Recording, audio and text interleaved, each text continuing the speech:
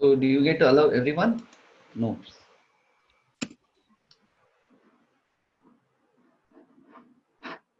Hi, Christian. I'll promote you to panelist, and you will be allowed to talk. Oh, hi, Tegan. Thanks for joining today's session.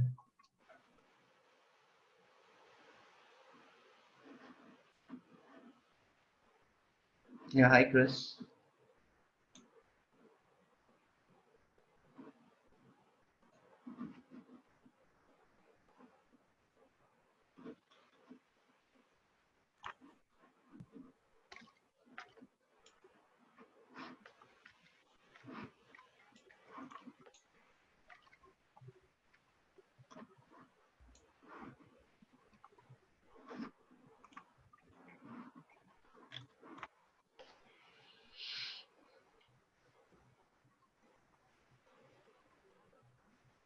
Hi, Christian.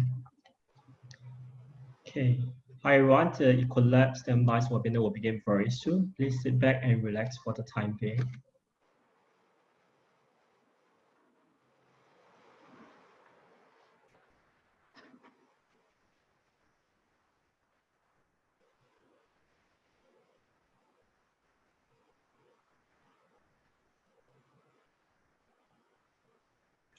Hi, Thomas.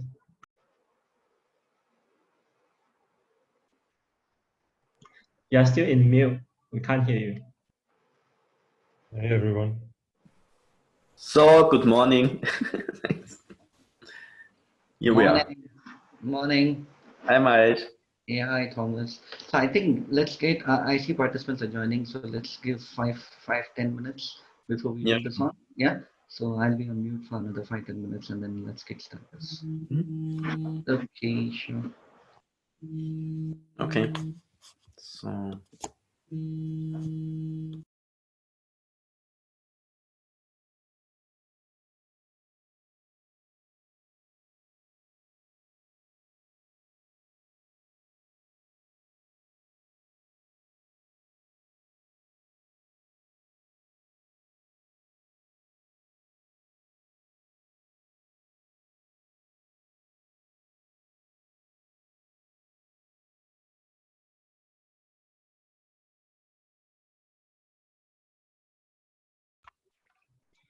Hi, everyone. The EcoLabs-SDGx webinar will begin very soon in about 5 minutes. Please sit back and relax for the time being.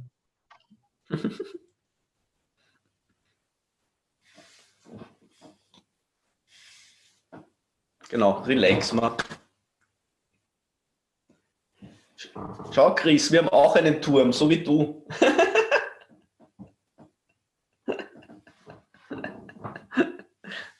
Ja, genau, es ist dann auch in der Mitte. Oh, genial.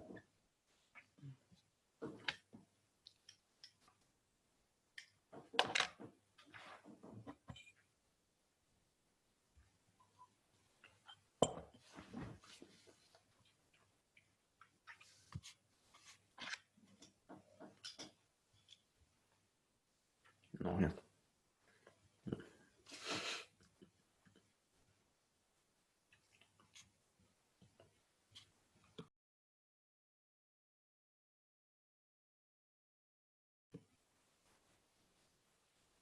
Ryan, do you see Alexander Diesenreiter and Jenny Zhang in the line somewhere as well already?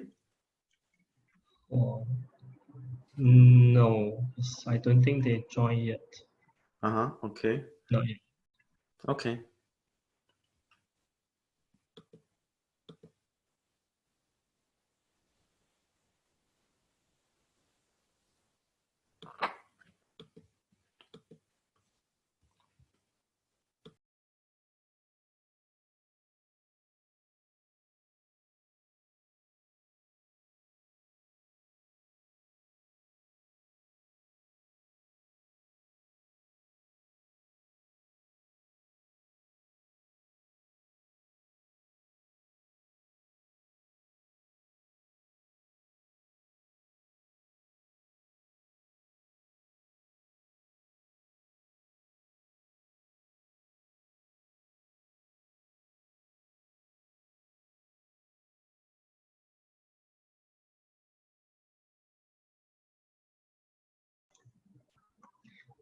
Hi everyone, the EcoLab Standby's webinar will begin in about 3 minutes.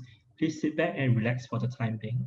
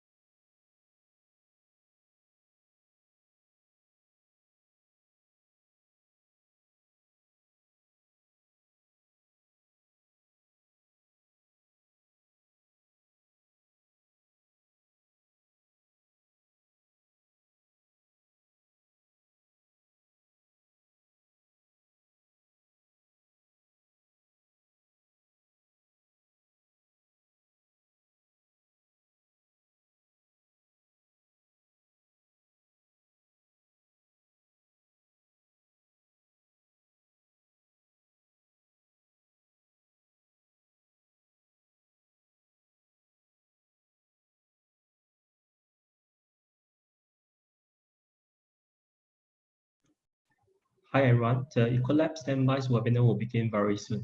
Please sit back and relax for the time being. Ryan, I see Alexander Diesenreiter now. Can you also add him, because he should present as well, right? Yeah, got it. Okay, cool.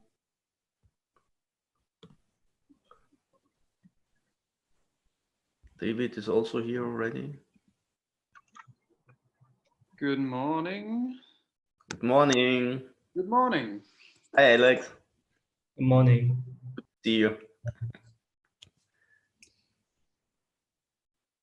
May I introduce you, my colleague Chris Walter? Yes. You see? And Ryan is managing everything from Singapore. Okay, nice to meet you. Nice to meet you. So, just get myself a glass of water, then I'm back. Yeah. Perfect. All right, hi everyone, the EcoLab Standby's webinar will begin very soon. Please sit back and relax for the time being. Peter is also already here, Peter Gucci. Yep, so he will be the panelist as well. Chris, which status do we give David, Peter, and so on? You're on mute. You can just leave it as is, I think. Should be Okay. fine. Yeah, fine. Okay. Mm-hmm.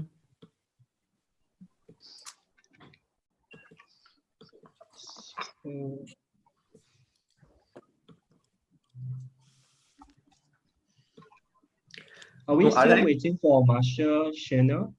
Yes, indeed. Alex? Ja. Wir werden es so machen, dass denn bei unserem Teil share ich meinen Screen und präsentiere es, und wenn es dir recht ist, klicke ich deine Slides auch weiter, ja? Bitte, ja. Passt.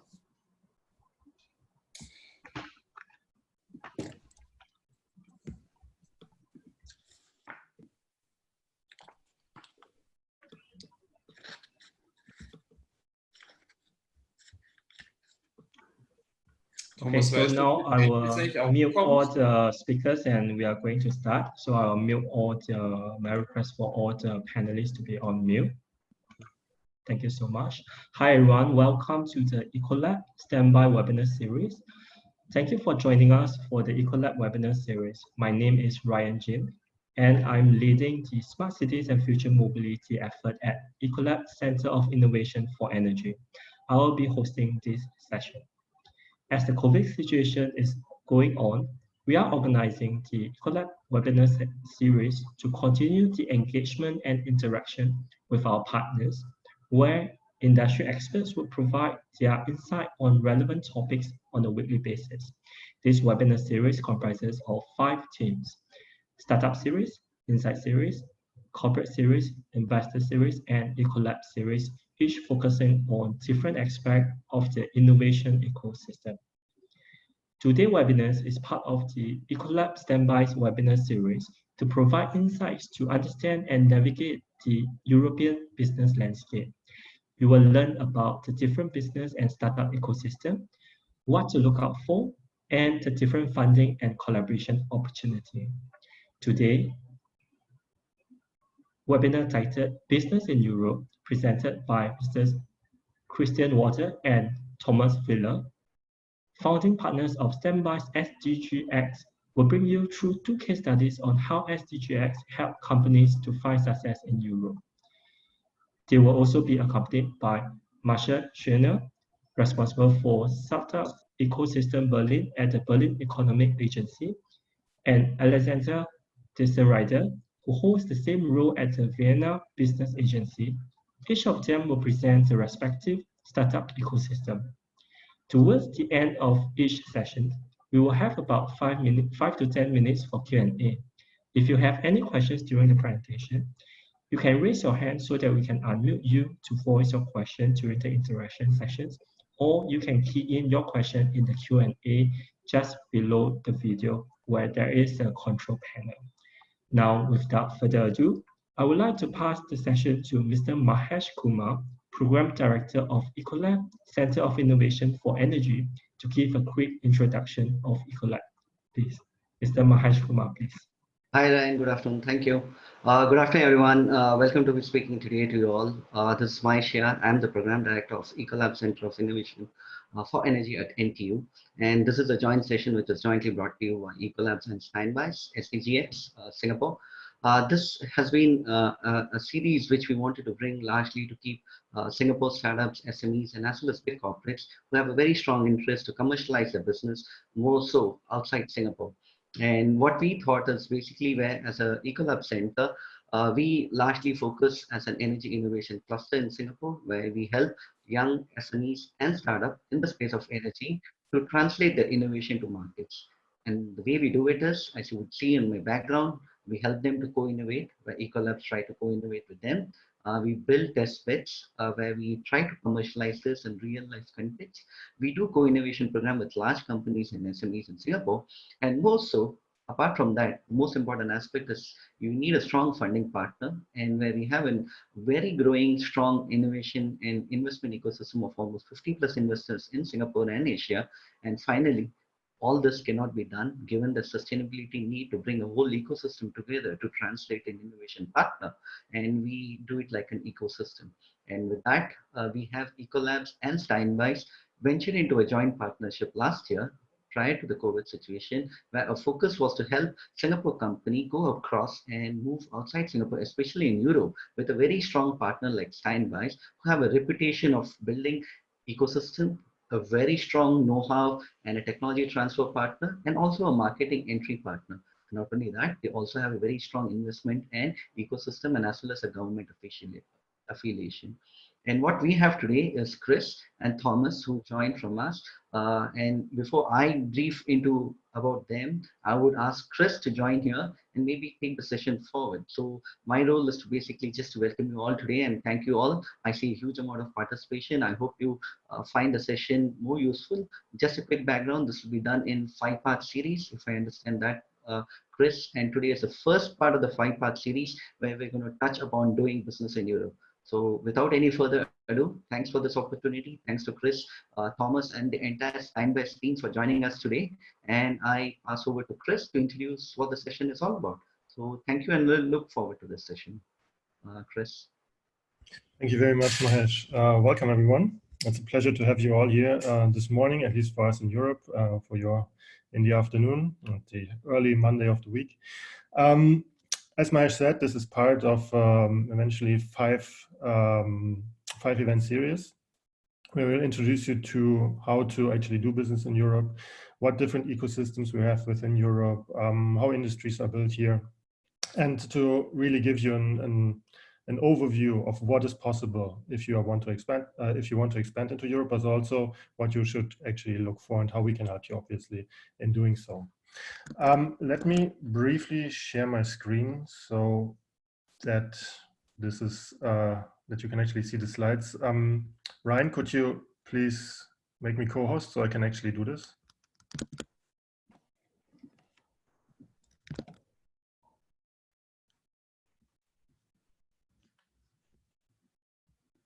Sorry, hold on for a while. Okay.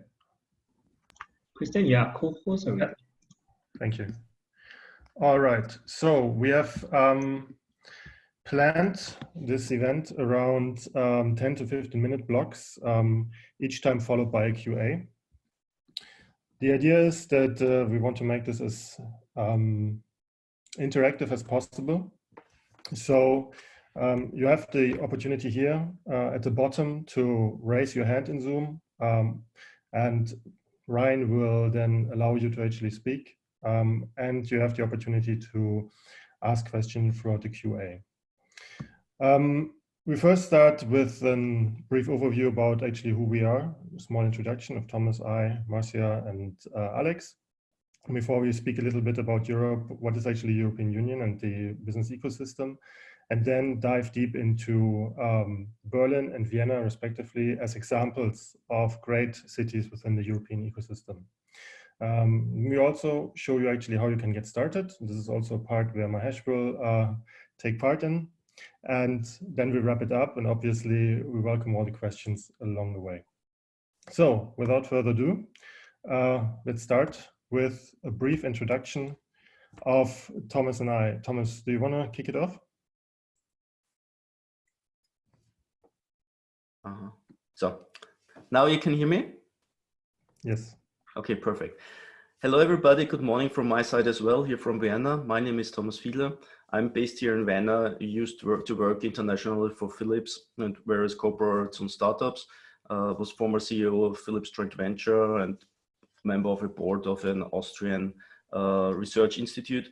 At the moment, I'm engaged in several tech businesses and startups as shareholder, advisory board member, mentor, and interim manager. Well, I'm quite well connected, I would say, in the Middle European startup ecosystem, and at the moment also managing partner of an international tech transfer organization. That means Steinbeis-SDGx. And yeah, as well, I'm lecturing innovation management and entrepreneurship at an university in Vienna. Thanks, Thomas. Briefly about myself. I used to live in Bangkok for 6-7 years. And now I'm basically in between Berlin, Singapore, Bangkok, always traveling. I founded EdTech Asia around 6 years ago and ran conferences all across Southeast Asia, eventually brought a Japanese company to Europe and was head of digital business development for an energy company in Germany. I worked for Google as well. And like Thomas, I'm also lecturing innovation management and entrepreneurship, and in parallel actually doing my PhD in this as well. So our guests today are Marcia Schranner and Alexander Diesenreiter, who will present their respective cities.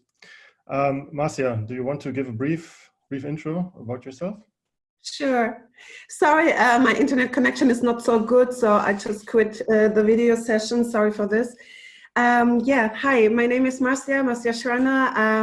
I'm also living in Berlin and working for Berlin Partner, the GmbH who's taking care for economic development in Berlin and city marketing.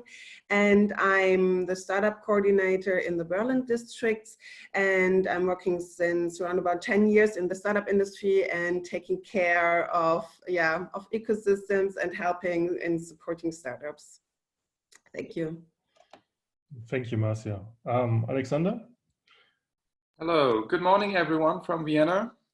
My name is Alex from the Vienna Business Agency. I've been working for the Vienna Business Agency the last 10 years in different fields, starting with funding in the field of creative industries. And now I'm in the department Startup Services, working mostly with international startups and running different programs like the Vienna Startup Package and Discover Vienna programs. Thank you, Alex. So, maybe to add, Jenny Zhang is also in the line now. She will be available later on as well. She's responsible at the Vienna agency for international business. So now it's complete. Sorry. Perfect. Yeah, so just to give you a bit about a background about Steinbeis-SDGx. So we are basically a joint venture out of SDGx and V Combinator. V Combinator is a company out of Vienna that focuses on incubation acceleration of international startups, particularly within the European Union. And SDGx is an investment company and consulting company dedicated to the Sustainable Development Goals. So we are based in Singapore, Berlin, Bangkok, and Sydney. Currently raising actually a fund around mobility, energy, and manufacturing, but also doing research, for instance, on consulting services along the line of the Sustainable Development Goals and technology and its societal impact. Why we did Steinbeis-SDGx as a joint venture is because we think that there's an immense opportunity in actually bridging Asia and Europe. We see that that the world gets smaller and smaller, obviously, but still there are so many things we don't know about each other, and there are so many opportunities to be exploited, both from companies that go into Asia, but obviously even more so probably from Asia going to Europe or the Western countries in general. And so we actually help with soft landing approaches for startups and SMEs, help them with market entry.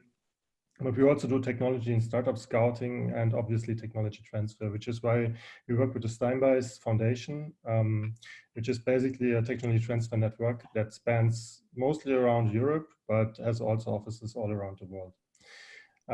We also do actually business matching and project implementation. So we're quite hands-on, which makes us rather different from a lot of soft landing services. We also have a startup campus in Vienna that Thomas can actually tell you a little bit about. Yeah, beside our services and what we do to match, in fact, or bring together ventures between corporates and startups or tech companies, we also operate a Techopator. That's something like a startup center here in Vienna. It's based within the former facilities of Philips factories here. So we have 2 factories and 1 big office building with around 130,000 square meters. So we always have place for startups landing in Vienna to have the first starting point here.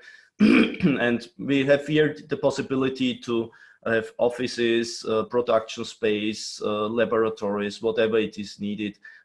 We have here a real big playground, let's call it that way. Yeah, and also for testing beds here. Yeah.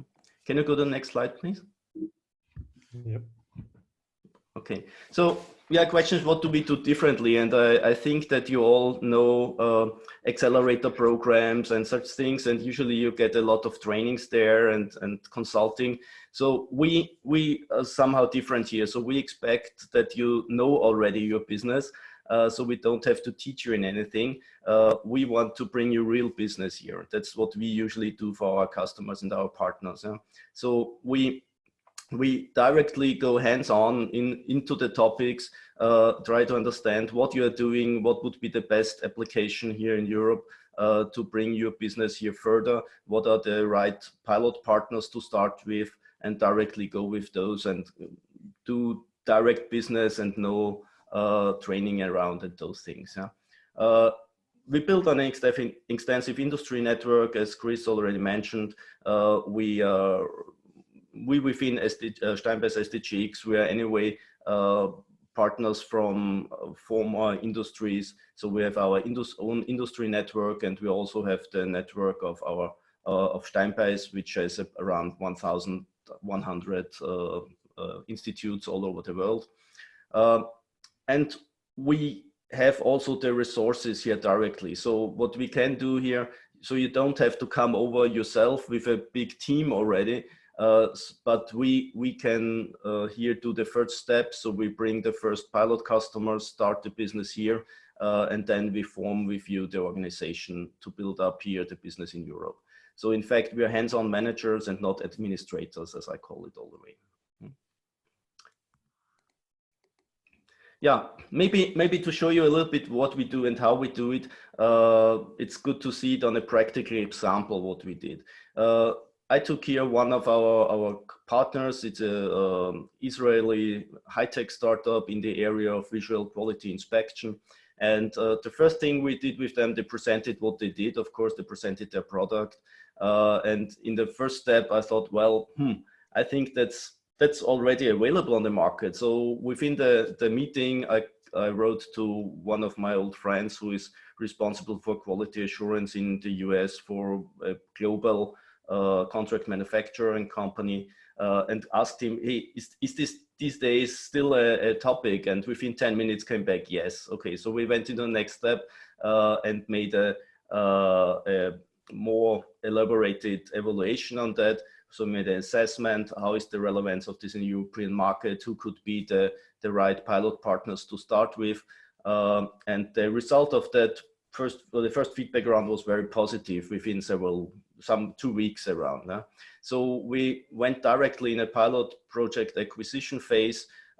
We started within some weeks with let's say a smaller electronics production company here just around the corner here in Vienna. And this was the perfect place to have a quick start. And that's especially what we always promote here as well. So you say, it's here we have the possibility since we have very good contacts to a lot of companies, which probably there's one that fits exactly what our needs.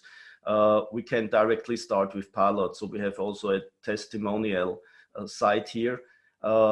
Within another month, we had 2 additional test installations in bigger corporations. So one was a real multinational corporation. So they also had a very nice potential to grow internally the business. And the other one was a big SME. One in automotive, one in fittings, and one, the first one was electronic controls in Austria, Germany, and Switzerland. So we completely also covered the sizes and the DACH region. And the feedback of the first pilot installation was so positive that we went directly into strategic financing round. So that's also something we offer from our network. We are working with a lot of financing companies and family office, especially family offices. That's what we like most, because there you have a direct link to an industry usually, and they not only give the money, but they also act with their sister companies usually as pilot customers and as first customers anyway. Yeah, based on that, so it was a quite big strategic financing round, about higher than 10 million. I'm not allowed to say more. And sorry, and sorry, it's a little bit cold here sometimes. So then we started to get into a pilot conversion. So we put the pilots into real customers after that and started the next round of pilot customers. So after the first 3 ones, we went into 15 pilots in Spain, France, Italy, Hungary, and also to spread it to other industries. And from there, it went into a normal business development and scaling mode. On the bottom of the slide, you see stealth mode. Yeah, so that's the first 6 months. The whole activity was in something like a stealth mode. So there were no information going public out of that. This is something we also like to do quite often, because at the moment when the real product was launched here widely in Europe, there were already deals in place with the main industry partners or future customers. So it was a perfect starting point. The company was awarded then the best startup of the trade fair there. And it was a real big bang. And from there, the business now is booming. And that's a really nice success case. But I think it shows quite well that we directly jump into the business and don't talk too much about theoretical trainings and those things. Yeah. Can you go to the next slide, please? Yeah.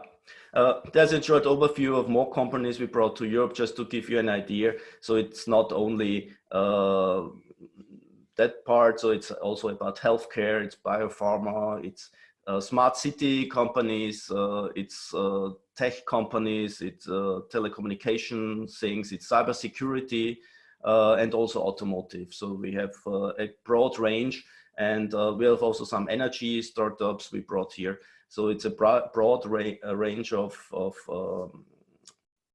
industries we cover with our partners.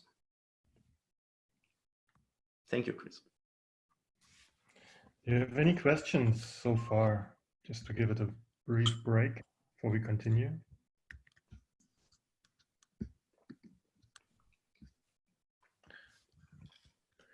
All right, if not, then I will continue, in fact, with talking. Christian, there's a question from Naku. Naku, I will allow you to talk. Okay, thanks, Ryan. Thanks, Christian and Thomas, for introducing the program. One question is, so you've helped all these companies come into Europe.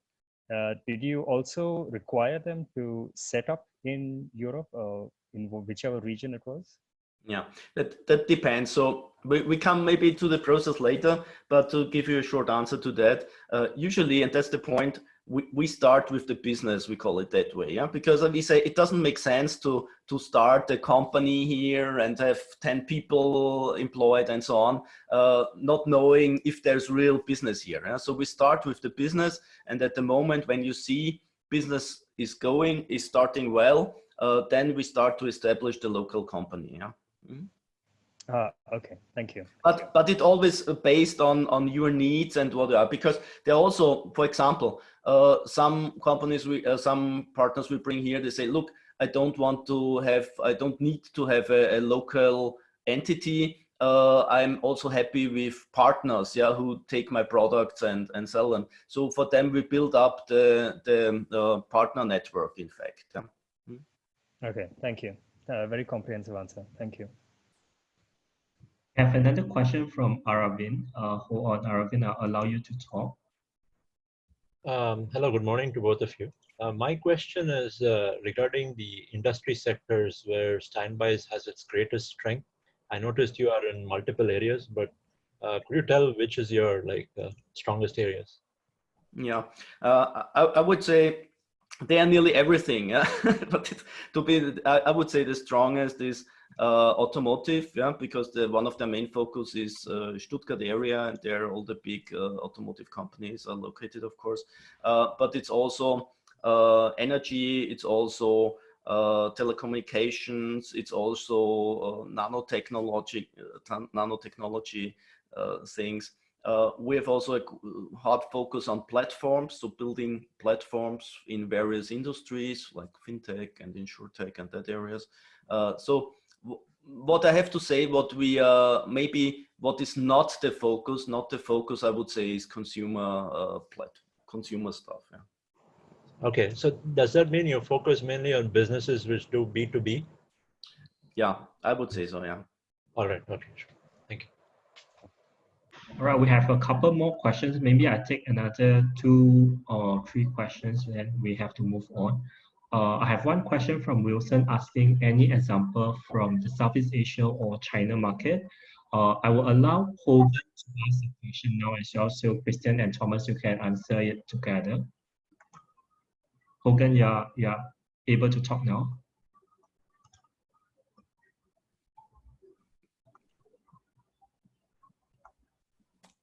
Hogan, I think you are muted. Let's skip Hogan for now. David have a question. Sorry, Hogan, are you there? Yeah, I'm here. I forgot to unmute. So thanks for the comprehensive introduction. What I'm wondering is, can you share some kind of know-how or any differentiation point for managing companies and startup pools, as well as your investment or market partner? I didn't get the question. Sorry, can I ask again? Sorry, yeah. So do you have any know-how or differentiation point? How do you manage company and startup pools, and as well as your investment and market partners? Maybe I didn't get it completely. Yeah, sorry. So there might be many numbers of companies, investment partners, market entry partners that you have in your pool. And do you have any like know-how or differentiation point? How do you manage the set up the priorities, and how do you connect? How do you match? Okay, I see. Yeah. Okay. So it's in fact a process where we start with to understand what is the business of the startup, what is the idea, how they do it, probably maybe already in the Southeast Asian region. Then we try to translate it to Europe. So what does this mean for Europe here? Who are the right partners for that? And then we pick, in fact, the most important or best fits here out of our network and connect them and try to build up a new business out of that.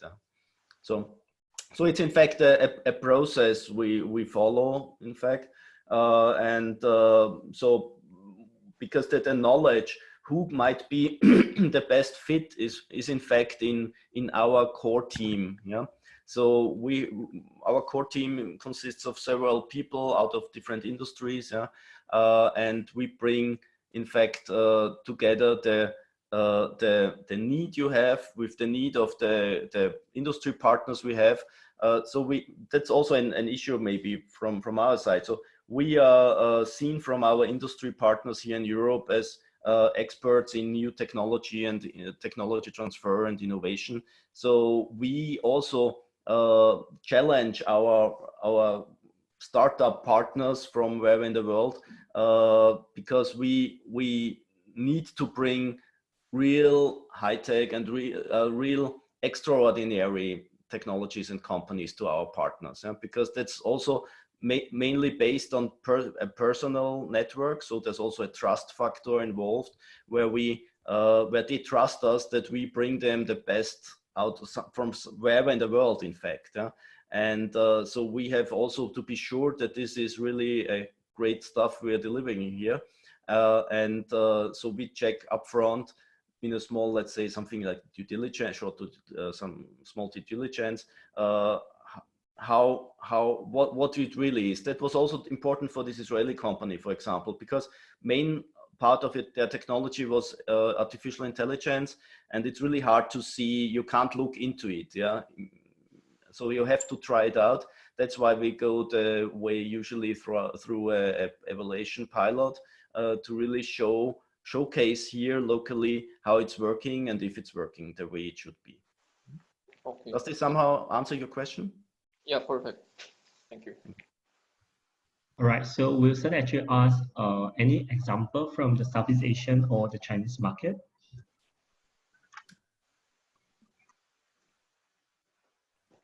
Sorry, what was it? Sorry, Wilson is actually asking, do you have any example of a startup that you brought from the Southeast Asian or China market to Europe? I don't. I have at the moment. I was involved mainly in some from India. Yeah. At the moment, I was not involved in someone from China. Maybe some of my colleagues. I haven't either. The Japanese company, obviously, but from Southeast Asia, no. So far, no. Okay. Christian, do we still have time, because we still have a few more questions, or should we do this later? I think in the interest of time, we should probably move on, but David and Prashant, maybe you can type the questions in the QA, and we'll get to it at the very end, if that's okay with you too.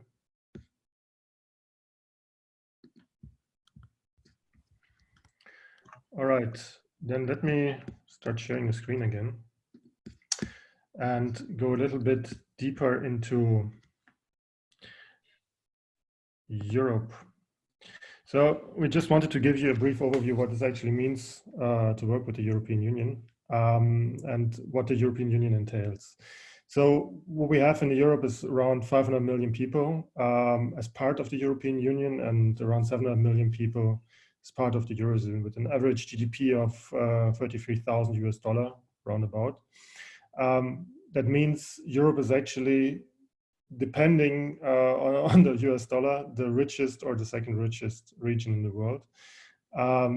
So also at the same time, one of the most or the best economic area in the world. Singapore, in fact, is among the 16 largest trade partners by financial volume. And in Southeast Asia, obviously Thailand, Vietnam, Malaysia are very popular, and in Asia in general, China, India, Japan, South Korea, which should not be a surprise to any of you. The GDP in Europe on the right-hand side is pretty massive in the major countries, particularly Germany, France, Italy, and Spain. The United Kingdom, unfortunately, has decided to leave the European Union. Nonetheless, you can expect that the economic integration after all this Brexit trouble will be over, will be quite tight again. At least we expect this year. From an industrial sector perspective, 23%, 24% roundabout are still in manufacturing and industry. The majority, obviously, is nowadays in the service sector. Agricultural accounts for only 1.5% now, the GDP, but nonetheless, it's quite interesting. If you look at actually what this means to be part of the European Union, it's actually not that simple. You see on the right-hand side a couple of different colors. The dark blue colors means these are countries within the European Union, so they are part of the EU. For instance, Switzerland, Iceland, Norway are not. Now the UK is neither. And Switzerland, Norway, and Iceland, for instance, still belong to the European Economic Area, or in the case of Switzerland, actually have a special free trade agreement and a bilateral agreement. That means there are no borders, literally. So you can, from Portugal in the very south of Europe, go all the way to Poland and never have to stop at any border. And that is really, really beneficial if you think about trading of all kinds of goods. There are taxation laws in place that ease everything. I mean, it's a huge free trade zone. Most countries actually have the euro, which makes it even easier to go from one country to another.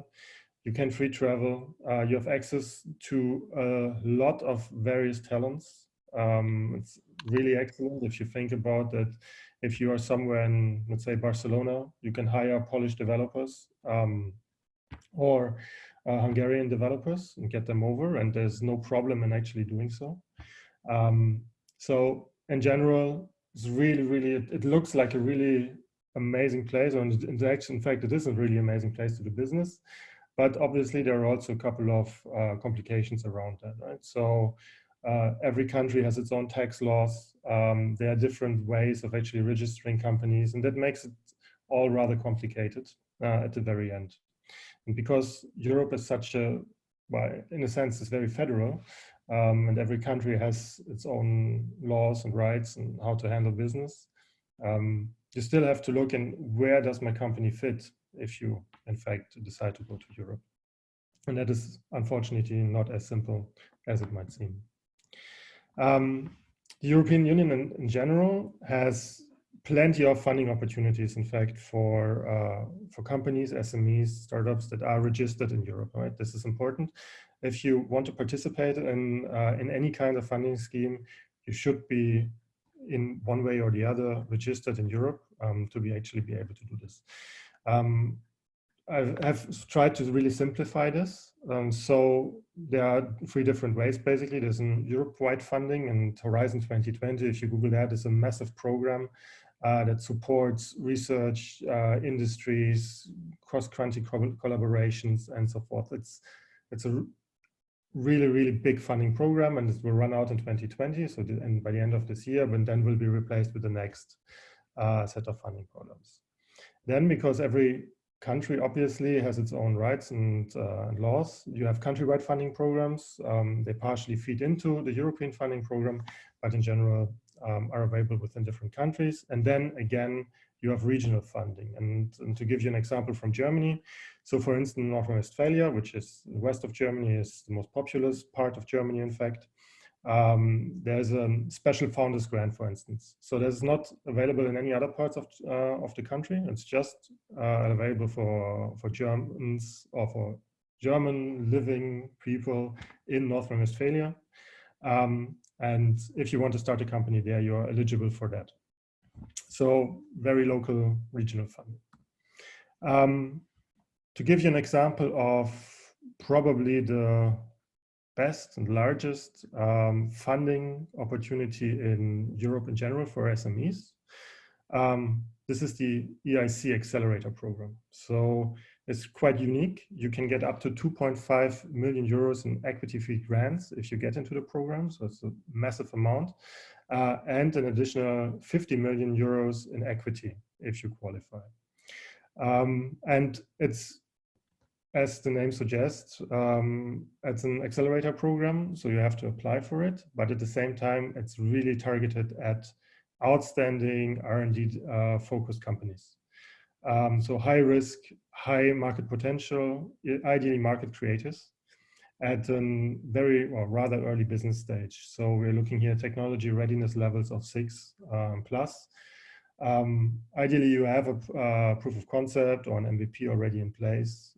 Feasibility studies have been done. The business plan has to be ambitious. So really we want to, or the European Union with this wants to really push businesses that have really cutting edge technology into the market.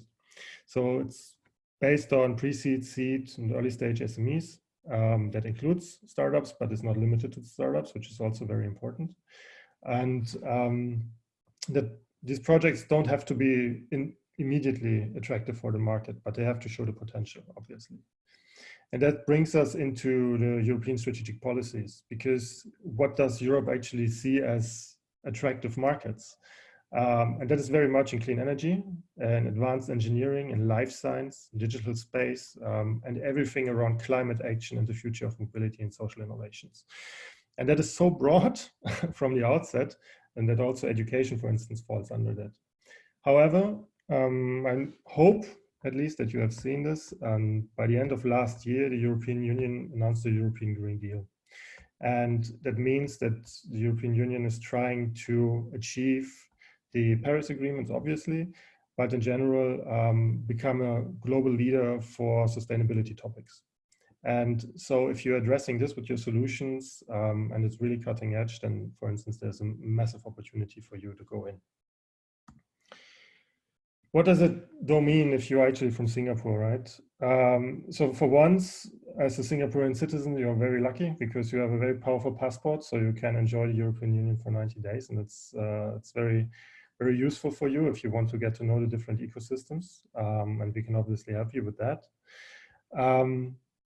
If you establish something in Europe, and unfortunately at the moment this is not the UK, but apart from that, if you establish something in Central Europe, for instance, then you get access to the full European Union, and that's extremely beneficial, and that should also shape your thinking. Let's say you are going into the DACH market, right? So DACH means Germany, Austria, and Switzerland. These are 3 countries that together have around about 100 million people, and that all speak German. So addressing only one of those countries doesn't really make sense. So you have to think multinational already from the get-go, basically. And what you have to think about is that you have different laws, regulations, taxations, you have different financial support, different innovation clusters, and so forth. So you have to make a very, very deliberate decision where eventually you will set up your business. That's what you always have to keep in mind when you go to Europe. Short question and answer break, maybe. Let me see. I saw a lot of questions popping up. Ryan, do you want to moderate? Yeah, so Prashant is asking, is V Combinator for profit, and what is the business model? Mm-hmm. Yeah. Okay. So we operate, in fact, in that case, under the SDGx corporation, which is a cooperation between V Combinator and SDGx. So we, it is for profit. Yeah, business model is usually like that. That we first we check out what is the business opportunity, is the product, does it have a fit within Europe and our partners, and the business model is that we define the next steps. We say, okay, how much effort we would need to reach the next milestones, and then we charge usually depending on the capacity we have to put into that, and on the other hand, but it can be also a combination with revenue shares. So that depends on the business and on the needs what we have to reach the next goals and milestones. Yeah.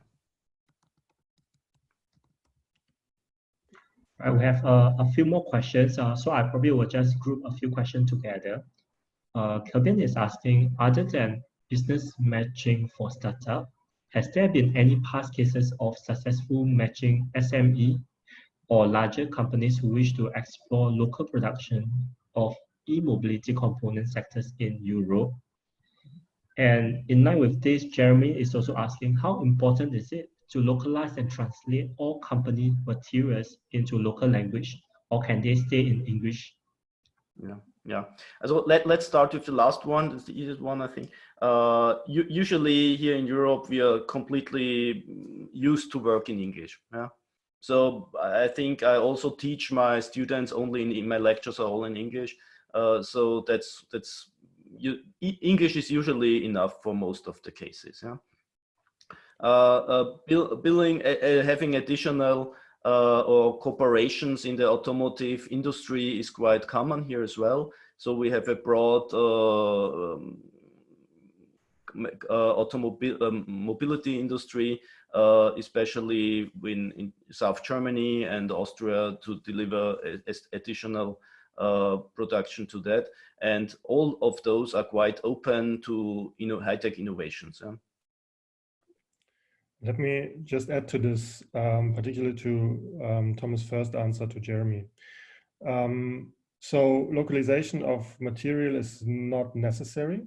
However, particularly if you work with SMEs, and that's the backbone of mostly the German, but also Austrian economy, for instance, you should be able to speak the language. You should be able to speak German, and that makes things much easier. And I think that's for a lot of companies a challenge at the very beginning. However, I think it eases miscommunications quite a lot. Yeah, but that's exactly the part where we jump in. Yeah, so you don't have to have learned German yet now. That's exactly what we are, why we are working with our partners, and additionally also to the quite complexity maybe of the European Union model. That's exactly where we act usually as guides, because we know how to play the game here. Yeah. Right, maybe we take one more question before we move on the interest of time. Christian and Thomas can still answer the question separately in the Q&A. There's one question asking, are these funding grants given as a cash upfront, or are the expenses reimbursement at certain milestone? Yeah. So go ahead. This depends on the program. Yeah. So there are programs where you get cash in advance. Yeah. There are programs where you get grants. So it's only in Austria we have 50,000 subsidy programs. Yeah, on different levels, from as Christian mentioned already. And it depends also from program to program, but there are also some where you get really cash. Some are upfront, yeah, so they're not long before, but within several weeks and months. Yeah. Mm-hmm. All right, so shall we move on? Yeah, I think it's good, Chris. We are a little bit in a time issue, so maybe. I will try to answer the questions by typing them, so don't worry as soon as I hand over the slides. Anyway, let me share again.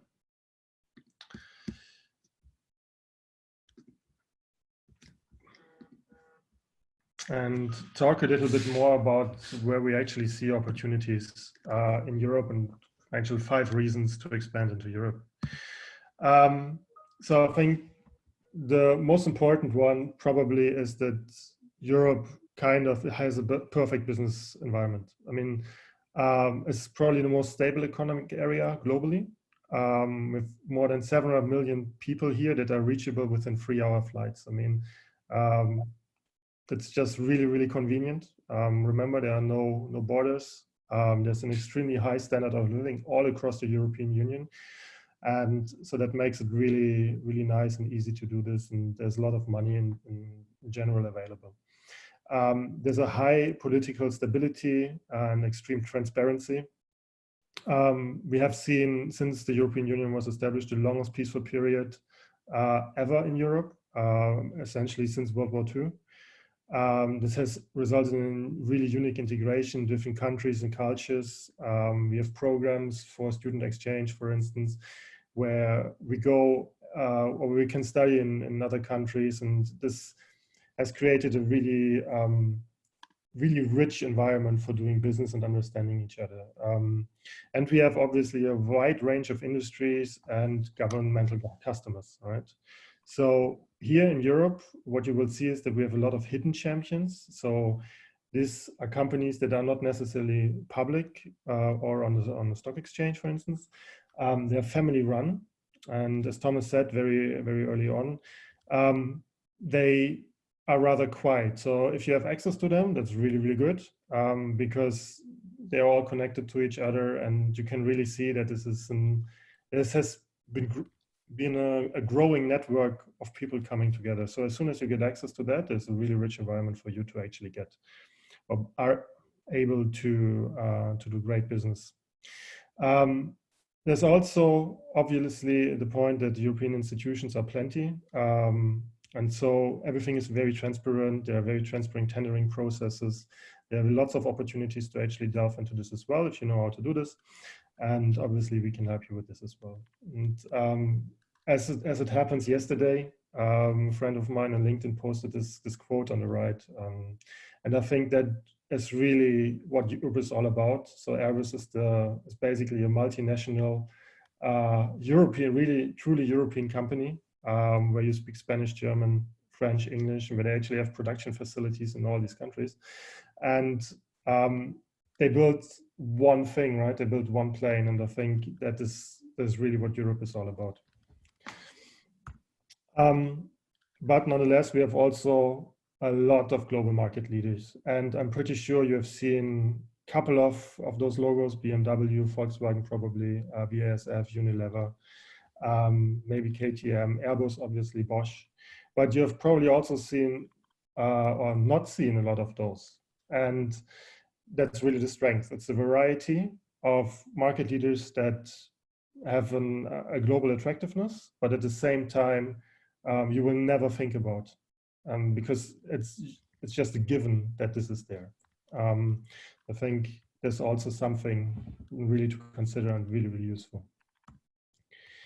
But what all those companies have, or almost all of those companies, is in common that they are all industries. They've been growing over the last 100, 150, 200 years, and they're really ripe for a digital disruption. If we have in Europe in general old infrastructure. If you have been to Europe and have walked through old city centers, then you probably know what I mean. And that this also extends into how companies have been built. There's really legacy there. And sometimes it's very difficult to get or innovate within legacy. So what Europe is really good at is incremental improvements. But that continuously and really, really efficient. But we are not so good, I would say, at really, sometimes implementing the next generation of technology. And this is where an opportunity arises, obviously, for market entry. At the same time, we have really deep pockets here, massive B2B companies, mostly family owned, that gives opportunities in investment circles, but this also means that you can actually go into those companies and test your technology out with them. They're usually very open, and it's all very much driven with a long-term mindset. And that's also very important if you think of this. But all companies are now, or most traditional companies are now kind of in a phase where they try to renew themselves. You will see, if you Google digital transformation in Europe, you will see that this is a really, really hot topic. And this extends in particular into Industry 4.0, where a lot of manufacturing companies actually have to innovate. And in Europe, we are now rolling out the 5G networks, which will only increase the demand for IoT, advanced industrial robotics, and the like. So massive opportunity. At the same time, workforce digitalization. How can you actually do this? We've now seen that there's a rush to, let's say, Zoom, for instance, due to COVID-19, and I think that's something that happens all around the world. But particularly with SMEs in Central Europe, this has been a problem, and they're struggling still to figure out how to do this. And that makes it really, really interesting. And right now, probably a very good time to actually go into the market and explore what is possible. Because for the first time, Europe is seeing now that it is possible to work mostly remote. It is possible to do a lot of things automated. And so the rush towards those solutions is just about to start. And last but not least, the European Green Deal. So Europe basically is striving for smarter, more livable cities, higher energy efficiency, CO2 reduction, and efforts in circular economy. And this has been published or has been made public at the end of 2019, so in December, I think. And it is basically saying that the European Union will do everything in its power to achieve the climate accords, the Paris Climate Accords, and to stop climate change. That will probably mean that the next funding scheme that follows Horizon 2020 will also prioritize this. The EIC Accelerator is already asking for a solution, in particular this field. And as an example, I've put here the Green Tech Valley, for instance. Right? So the European Commission, Innova project basically is a massive partnership, an eco-cluster. I think it's in Austria, with a lot of engineering companies, a lot of countries involved, a lot of research institutions involved, aiming really at intensifying partnerships and initiating projects around the European Green Deal. And that's absolutely massive. The companies are all open to look into new technologies, to take on new partners, and to figure out how to actually make this possible. And the second example that's more actually geared towards startup, it's the Climate KIC. It's the largest accelerator in the world focused on climate technology companies, provides funding opportunities. It has campuses in different cities, also in Berlin, also in Vienna, and brings really together the best innovations that we have in Europe on the climate scale. And I think that's only showing how Europe is trying to really embrace renewable and sustainable technologies. And so at the same time, there's really a need for more of those solutions to be implemented. And that means also that we have to work on our infrastructure, energy grids, for instance, right? How can you actually make this happen? Smart cities and so forth. And this is always a challenge within Europe because it's so diverse, and at the same time, we have such a long legacy that it's sometimes difficult to change as fast as, let's say, for instance, in Singapore. Yeah, there's one thing to add, maybe to give you an idea how urgent Europe and every country is longing for solutions to avoid CO2. So there are CO2 reduction targets given by the European Commission, in fact, and every country who is not reaching this has to pay penalties to the European Union. So, and I think most of the countries do that at the moment. So there's a real also a push towards CO2 reduction, and they really have to meet these goals. Otherwise, they have to pay quite high penalties to the European Commission, right? Yeah. Mm-hmm. All right. Do we have questions?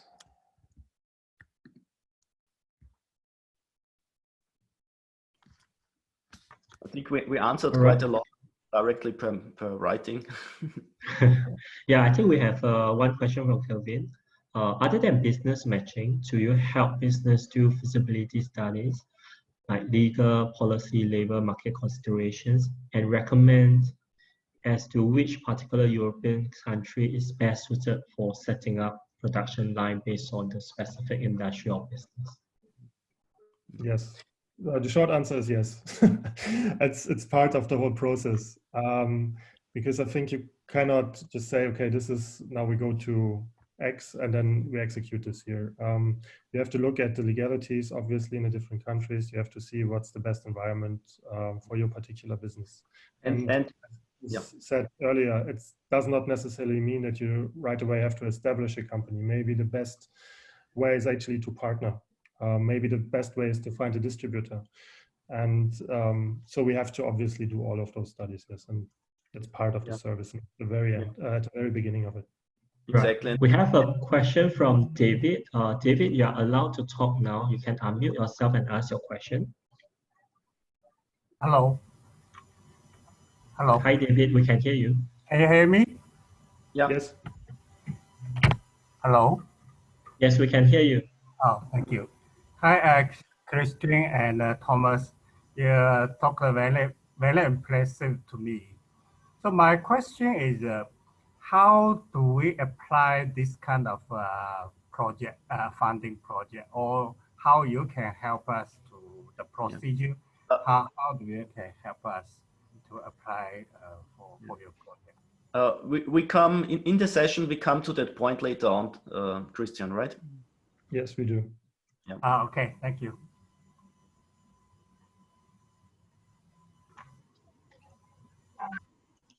Okay. So there's a question from Leonard.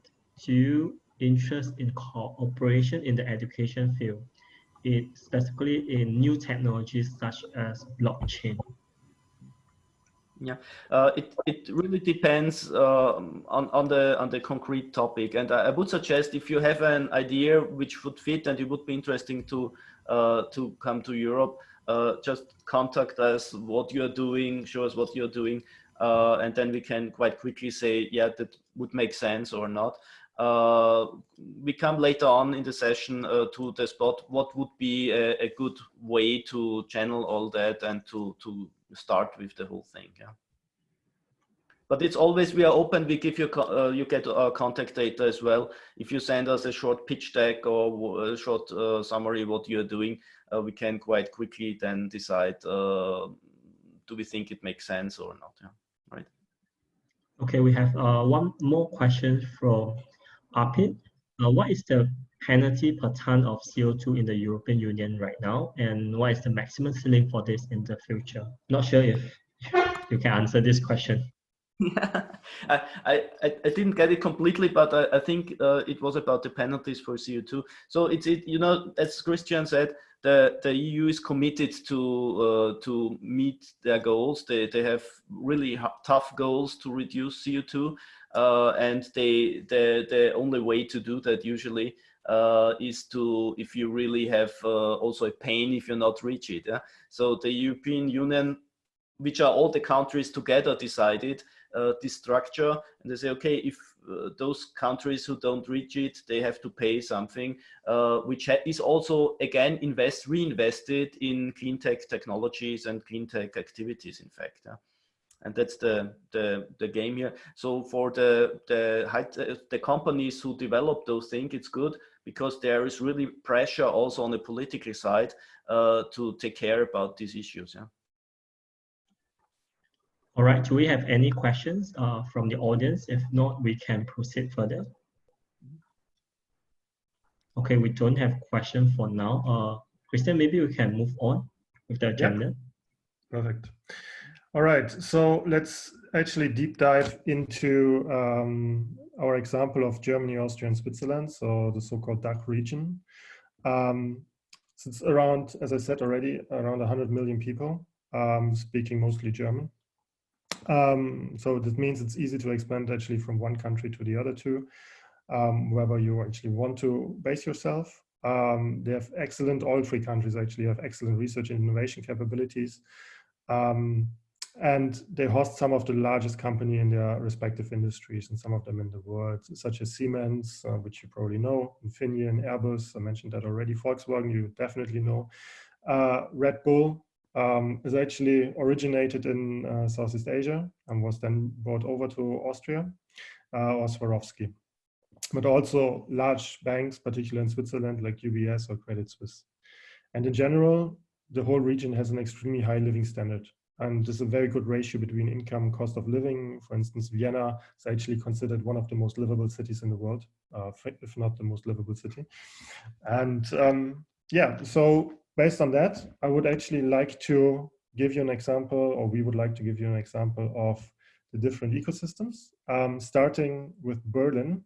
And hence, I would hand over to Marcia, who will actually tell a little bit about the ground for innovation and sustainability in Berlin. Thank you so much, Christian. And again, sorry for not having a video, but I think it's easier now to follow the presentation. Yeah, just give you a short overview about Berlin. So yeah, as the first slide says, it's the breeding ground for innovation and sustainability in Berlin.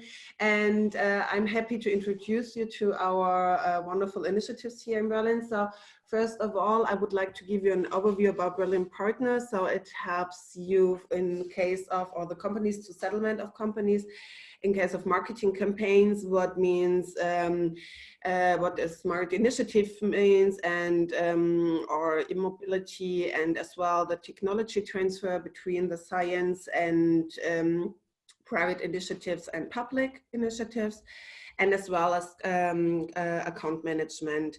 Account management in detail means, Christian, please, the next slide, please. We have different service packages for companies, what means we help with finding the right location. We help with business financing packages. It means a little bit what Christian and Thomas mentioned about funding programs, investment and innovation. Networks, contacts, and more.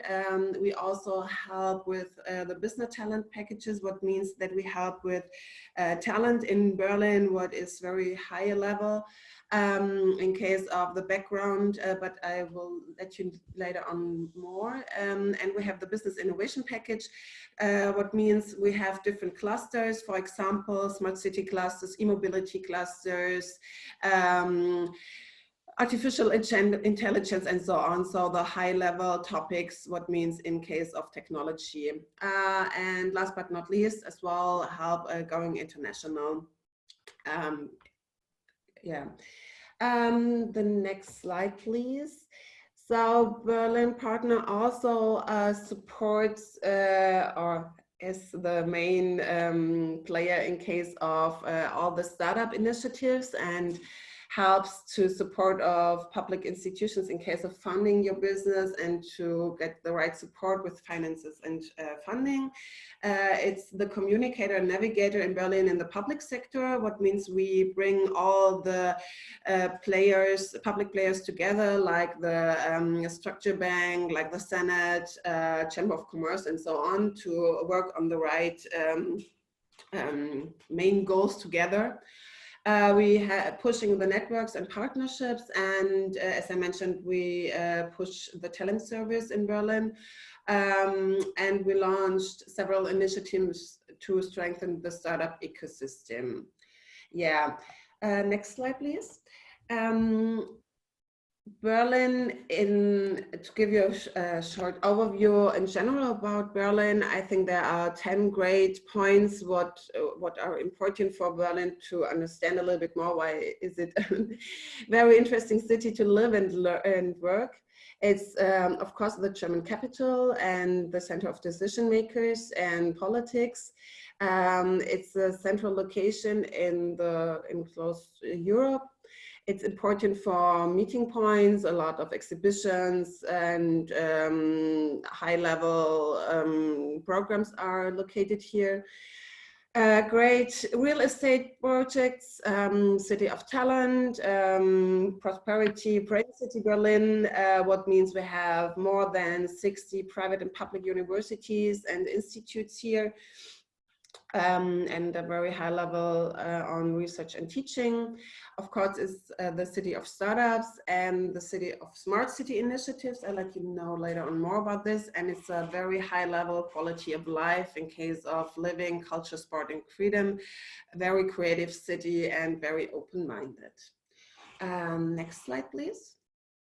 Yeah, what is important, of course, but Chris mentioned this, is the digital capital as well, what means in case of high speed, but you mentioned this, so I think we can go straight forward.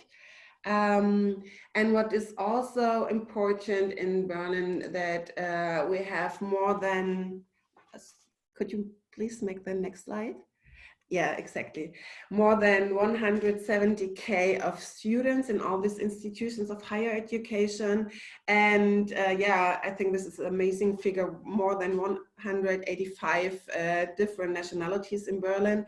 And yeah, English is yeah, the innovation language here, so it's not a problem for all of them to talk in English. In most of the startups, the common language is English.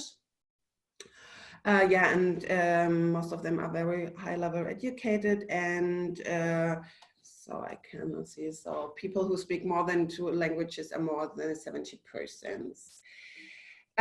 Next slide, please. Berlin is under the top 10 worldwide in the startup ecosystem scale, and number 3 in Europe, after London and Paris. And next slide, please. We have a very high range on total investment in Germany, especially in Berlin. So 59% of the investments are in Berlin in the startups. We have a very high range of VCs. As you can see, more than 300 VCs and accelerators are active in Berlin, like Point 9, Holzbrück Ventures, Lakestar. Techstars is also here very popular. Yeah. And our main innovation sectors are fintech, health, smart city, e-commerce, and a lot of impact businesses. Yeah, we are very proud that we have more than 10, oh sorry, next slide please. More than 10 university spin-off centers. They are very working close with the industry and the public sectors. Have their own accelerator programs and a very high range on technology transfer, for example, with Siemens and E.ON and Volkswagen and many more.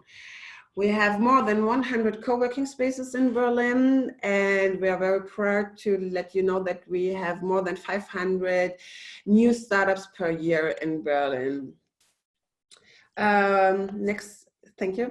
What is very great, so we have now a relaunch of the startup map in Berlin, so you can find all the active startups in Berlin and different accelerators and universities, service providers in case of the startup ecosystem. It's very up to date and helps you to get an overview what kind of companies are here located. And next slide, please. And I think very important point for you, all of you, is that Berlin is is working on a high level on the smart city topic, especially on e-mobility and sustainability. So yeah, so the lead point for them is using innovation for sustainability and a better quality of life, where they're very working on a high level. So Berlin Partner has the Smart City initiative, the Smart City cluster in Berlin. It takes care for the Smart City initiative in Berlin and is taking care for coordination and working groups. So we are working very close with public initiatives and as well private players on different programs. I'll let you know later on what kind of initiatives we have, for example. We navigate and we communicate and we link to the governance and bridge all these initiatives. And we have common programs with companies in the public sector and in science. Next slide, please. So what are the challenges? Oh, sorry. I was too slow. So, sorry, please go back to the last slide. Yeah, sorry. The vision. Yeah, the vision is, first of all, increase the quality of life, of course. So reduction noise and pollution, increase recreation space, increase participation in administrative processes. We want to improve the administration, what means we would like and where we work closely to have a smart governance, cooperative decisions, and service-oriented, and many more programs on this. We are working on a living lab to test, implement, and developing. So we have now the Motion Lab, where we have a lot of startups who can test, grade their products and goals there. Working on an energy efficiency, public real estate, citizens awareness, public services, and also resources, environmental protection, and economical attractivity. It's very important. So yes, the challenges are, of course, living, the demographic points, economy, public security, infrastructure, mobility, and governance. To decentralize governance and IT infrastructure is a high goal of the Smart City Initiative, and to have demographics of staff, of course. Main goal at the moment, and we have an e-mobility cluster as well, is to reach the climate goals, infrastructural limitation, and increase of transport users. Next slide, please. So the smart city strategy of Berlin is smart living, smart governance, smart economy, smart mobility, and public security, and of all of them, the smart infrastructure. And next slide, please.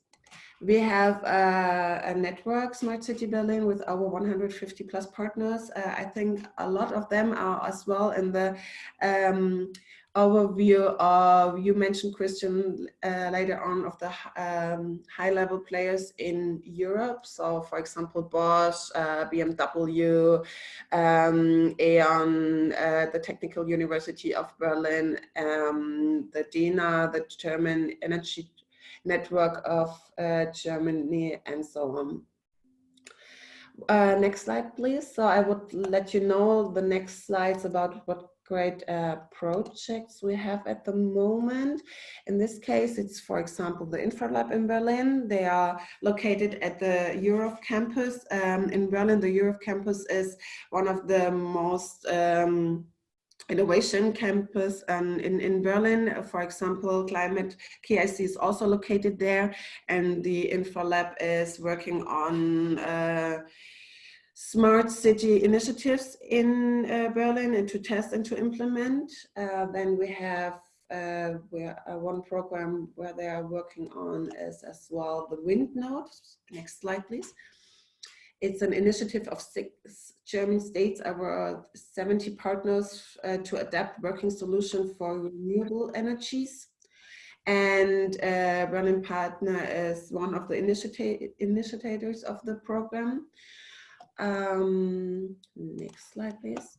We are also having the Circular Economy House, a great project of one working group in the Smart City Initiative, a house of recirculated and recycled materials, a room for new ideas and exchange, and it's also a project of the EU Commission. And the next one, please.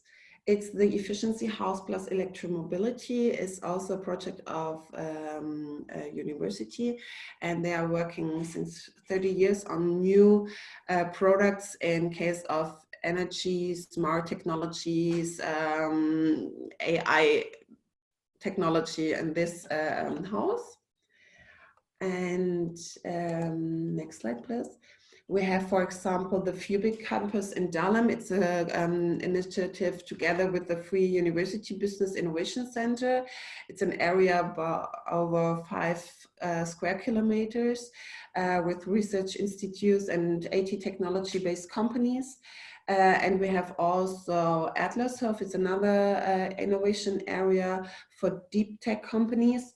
And it's very close working together with universities, tech companies, and the public sector. Next slide, please. And we are very proud to have the, it's called Siemens City 2.0. So we have a district in Berlin, it's called Siemensstadt. And Siemens is their part of their production area, but as well, it's the former industrial area with a mixed housing and production located. And they have innovation spaces there working together with the university and have different hubs and labs and offices. And they are working very close with the startup industry here together. And another innovation area is now growing at the moment, so a formal known airport, so Tegel, so they're closing one of the airports at the moment, and it's getting one of the biggest urban innovation spaces in Europe. It's what is called Urban Tech Republic. And they're also working science companies and public sector together. And this was one of the reasons why also, and we are very proud of this, that we will have Tesla in the Berlin area. And so working with them to help increasing Europe the innovation skills in case of smart cities, sustainability and renewable energies. And last but not least, I would like to know about the District of Future Living in Berlin. It's SSC Green Mobile European project funded by the Climate Key IC implementation of integrated and urban solutions in the neighborhood overall objective. So you can create a high quality urban habitats that meet the future challenges of climate change project partners from the private sector, science, public sector. Yes, so just to give you a short overview about the opportunities in Berlin. Yeah, thank you so much for your time, and let me know if you have any questions. All right. Do you have any questions to Marcia? All right, seems like we don't have questions right now. May I suggest to move on the agenda to Alexander, then we'll come back to all the Q&A together. Yeah, absolutely. Just go Chris, to the next. shall I share my screen now? No, it's fine. Well, okay. Okay, good. If you go further, fine. Yeah. Okay. So let's go now to the Vienna region. We think I always say it's also a perfect, let's say, entry point to the European Union, because maybe go to the next slide. Because here, within, as we mentioned, within 3 hours flight, you have 760,000 customers at hand. Austria is also a high industry focus. Besides tourism, of course, probably more known for tourism, especially from the Asian area. But industry is still a big issue. Here we have, and that's the charm, I think, of Austria, we have more small and medium enterprises, which is also always a good quick entry point, yeah? Because there you get much quicker decisions, what to do and how to get into a cooperation. And what we usually do here, we bring the companies here, and then we decide for the location, which is the best location based on the partners, on the corporates they need at hand, or the financial partners. And then we go further, because as Christian mentioned, it doesn't matter where in the DACH region you are anyway within 1 flight hour everywhere there. Also, what is interesting in Austria, especially, I think, is that we have a lot of programs to foster or to subsidize research and development. So there, maybe go to the next one. Yeah, so there are a lot of programs and incentives, especially also in the taxation area. As also in Berlin, the multilingual and high qualified workforce with excellent universities here. Infrastructure, a lot of a very safe and easy to live environment. We have a lot of hidden champions. That's what Austria is famous for. Nobody knows them, but they are worldwide active, I would say. There's a good cooperation between business and science, and we have a high political and social stability. Next one, please. Yeah. Especially Vienna, and Christian mentioned as well, it was also voted, I think, nearly every year, the last years, the most livable city in the world, because we have a very good ratio between what you can earn here and quite low living costs. The focus we have here is more on in the research area and about artificial intelligence, big data, and green tech. So also the city is very committed to be a smart and green city. So we're one of the greenest cities. It's also very easy to talk with the city and get into projects. We have a lot of test beds around here, and I don't name them all since we are a little bit tight on time. And of course, Steinbeis-SDGx is located here in Vienna, in Berlin, in Munich, in Stuttgart, and in Singapore. Next slide. So now I hand over to Alex, our partner from the city, who is explaining a little bit about the startup ecosystem here. Yes, thank you. So I tried to be quick as we only have a couple of minutes left. But Thomas already said a couple of important things, like that Vienna is the most livable city in the world. Like I can say that from my experience, and it's like in the 10th time in the row that Mercer brought Vienna on the top of the list. And yes, we are also the greenest city in the world. Just a current study brought. But I want to give you some insight of what the Vienna Business Agency is doing. So the Vienna Business Agency is a company owned by the city of Vienna. So next slide, please. We have 3 pillars. One is funding, one is real estate, and consulting. So we give grants to for the creative industries, for startups, for tech companies. And the more innovative or the more research is involved, the higher the grant can be. So it's up to 500,000 euros. And this is only the grants that are beside on the state level. So then we are developing real estate. So we are the biggest commercial real estate developer in the city of Vienna.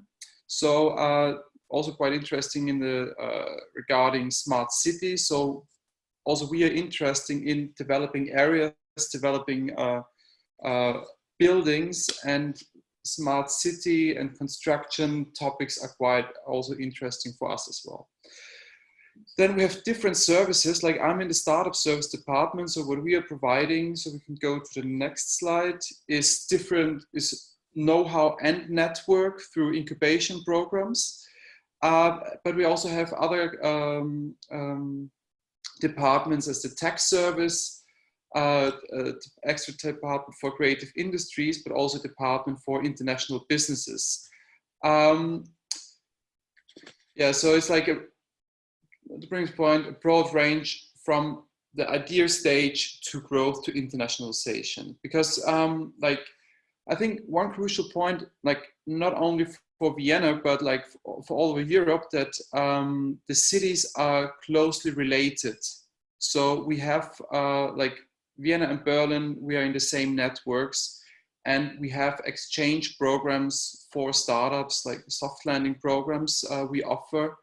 And we work closely together so that like we can support Viennese companies or international companies that come to Vienna also to get a foot in another European city. So this is like, we understand like Europe as one market. I think we can go to the next slide, because I really have to be quick. Yeah, so we understand Europe as one market, and as Austria is not like the biggest European country, so we have around 8 million people, Vienna has 2 million.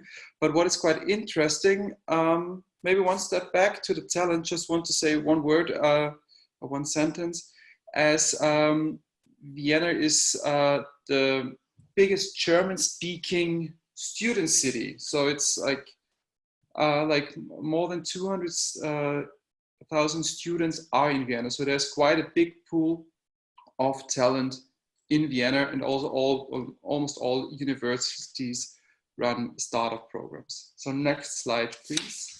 So there's also a big number of incubators and acceleration programs. So like it's plus 30, but it's like, as you know, like there are acceleration programs coming and going. But here in the slide, you find some of the relevant ones. And I want to mention maybe one, the plug and play, that also could be interesting. It's a new one, and it's located at the airport. And they're focusing on the topic smart cities and tourism, which are like, and they see like the airport, or the Viennese, like the airport as a smart city project. So if you have projects for that, that could be interesting. I want to point out one program we are running. It's called the Vienna Startup Package. I mentioned it because it's the application is open at the moment, and it's a program where we invite 20 international startups to Vienna to stay here for 1 month. Maybe in this current situation, of course, we don't know if we can invite or bring the startups to Vienna in October or November, so we will decide soon. But we definitely will run an online program, and the idea is of bringing together international startups with the Austrians or the Viennese startup community. Okay, next slide, please. When it comes to public funding, I think Austria and Vienna is like paradise, because it's like, as you can see here in the slide, 50% of all Austrian startups have received grants. So it's really for the early stage. And these grants are given by, next slide please, the ABS, FFG, and us. So we are like the 3 big funding institutions in Austria. So, and if you want to hear more about that, you can get in touch with me, and we are like I know like the relevant people in these institutions. Okay, then next slide, private capital. So openly spoken is Austria is more for a seed financing, but as I said, European is one market, so it's also one capital market. So like for growth financing, so it's mostly in Europe. Then we can go on. So I'm trying to be really quick. So here's just an overview, but you can find everything on our website. So maybe Thomas or Christian can forward the links to the website startupcityvienna.it. And then you can find all the companies and institutions involved in the Austrian and Viennese startup ecosystem. But like, to come to an end, I just want to say maybe 2 or 3 like marketing sentences. Why Vienna? Because like I could have held like quite a similar presentation to Berlin, but of course we're geographically a bit more south, and I think we're more central. And one of our benefits is of course that Vienna is a hub between the east and the west. So this was always like a historical role of Vienna, and is now in the current situation with startups. So this is really quite interesting. And when it comes to like quality of living and and talent, and this all together, like you can get the best talents to Vienna, so it's quite easy to attract talents. You have already a good number of students and talents here, and you can hold these talents. So this is, I think, a good basis for every startup. And so I stop here, and please get in touch with me if you have further questions or need any support in Vienna. Thank you. Thank you very much, Alex. And thank you very much, Marcia, as well. Okay, so I would suggest, also given the time, that we now do a Q&A across all of the things, all the questions that you might still have. So if there are any questions, please go ahead and ask.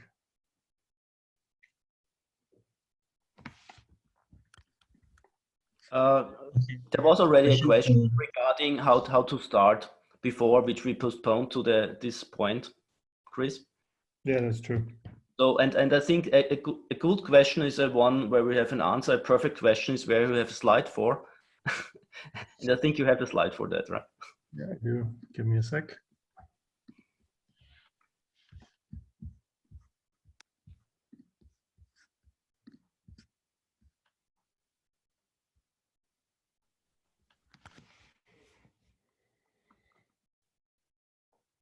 Can you see this? Yeah. Okay, perfect. Yeah, so basically it's quite simple actually. You can just contact us, and Mahesh is in the call as well. There are grants from SG Enterprise actually in order to get assistance if you want to expand into Europe. And Mahesh, maybe you can say a couple of words on that. Yeah, sure. See, the Enterprise Singapore duly supports local SMEs and startups to move outside Singapore and commercialize the technology. And one such initiative is the Market Readiness Assistance Grant, which has been increased to 100K SGD per startup per year. So all the startups and SME could apply these grants and actually explore European markets. So all the Singapore SMEs and startups which would like to go to Europe through the Steinweiss network, we'd be happy to support such initiatives through EcoLabs, because commercialization is of huge interest to everyone here. So, so this is an open request to all the startups and SMEs. So I have my teams and colleagues here, Arvind, Stein, Stas, and so forth, Ryan, and so forth. So feel free to touch base. I'm sure, Chris, you would be also sharing all the slides so that all the parties who have joined in could actually reach out to the request, and then we'll make these further connects, right? Yeah, exactly. Yeah, sure. All right, we have one question from Aravind. Sure.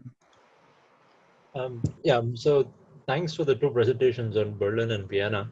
So my question is, how does a startup choose which particular geography to go to, or do they just come to you and you guide us?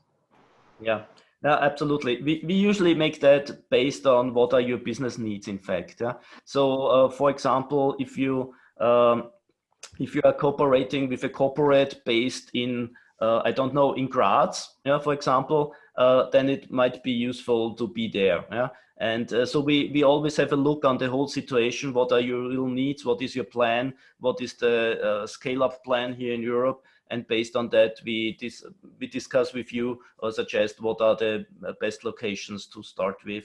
And that can vary on that depends on various factors. But we try to take all those into consideration and find the perfect place to start for you.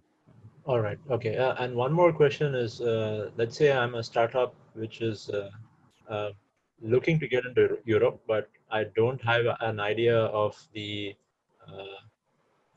landscape. So do you provide like roadmaps or this landscape briefings or something like that? Yeah, as well. We also make market research, of course, if it's not available yet, and supported with that. So, but we always make it very customized to what the needs are. So we don't make just a report and send it or something like that. But usually we get into the startups we work with. We get to in more close cooperation. And of course, one part of that is that to identify the industry landscape in that area and develop the roadmap with you. Yeah, sure. All right. Okay. Thank you. Sorry. Hey, my question is to Alexander. This is my share. Alexander, I happen to miss out the accelerator program which is currently open. So can you just name it again? I happen to miss out because this will be useful for us to spread this information to local SMEs and startups. It's called the Vienna Startup Package. Vienna Startup Package. Okay. Vienna Startup Package. Mm-hmm.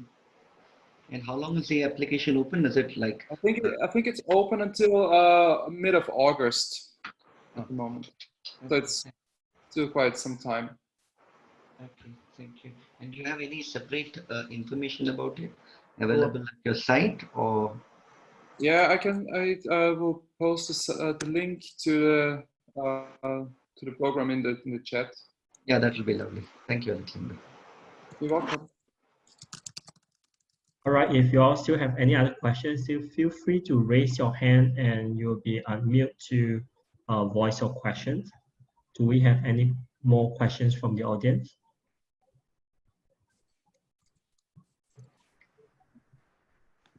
All right, I think we are all good. Christian, Thomas, and Alexandra, do you have any other things to add? Yeah, thank you very much, guys. We provide, because it was one question, we provide, of course, the presentation as well. And I think there's also a recording which can be provided later on. So you get all your contact data and just feel free to contact Chris and me and Mahesh with any questions you have on that, and then we go further from that point. All right. Thank you very much from my side. Yeah, so Ryan, maybe as just a concluding remark, so maybe just to let everybody know that this is just the first part of European series and we're just introducing doing business. We will dive much more detail into innovation clusters, startup ecosystems in the next sessions. So there'll be more and more information relevant for EU market. So just a thank you from EcoLabs side. Over to you, Ryan. All right, so as we come to the end of today's EcoLab webinar sessions, let's give a round of virtual applause to the presenters, audience, and everyone behind the scenes for making this webinar possible. So please follow us on EcoLab LinkedIn page to be updated on our next EcoLab webinar. Meanwhile, please stay at home, be safe and healthy. Thank you very much. Thank you. Bye. Thank you, guys. All the best. Bye-bye. Bye-bye. Bye-bye. Bye-bye. Bye-bye.